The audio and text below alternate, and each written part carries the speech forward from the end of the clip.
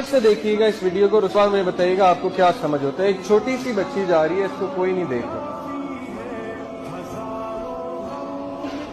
یہ ایک بلائنڈ موڑ ہے، بلائنڈ موڑ پہ نظر نہیں آتا گاڑی والے کو موڑ موڑتے ہوئے کہ آگے کیا ہے۔ اب دیکھیے بچی جا رہی ہے، اس کو ٹھوکر لگے گی۔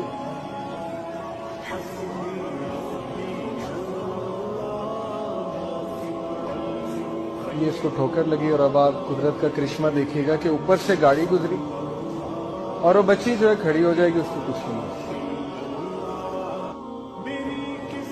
جی اب اس ویڈیو سے آپ کو کیا سمجھ آئی؟ مجھے یہ سمجھ آئی کہ کبھی کبھی اللہ ہمیں زندگی میں ٹھوکر دلواتے ہیں، مشکل لاتے ہیں ہماری زندگی میں، ہمیں سبق سکھاتے ہیں۔ کیوں؟ کہ ہم ایک بہت بڑی مشکل سے بچ سکیں۔ یہ بچی اگر سیدھا جا رہی ہوتی تو گاڑی نے سیدھا اس کو ہٹ کرنا تھا اور اس کی موت ہو سکتی۔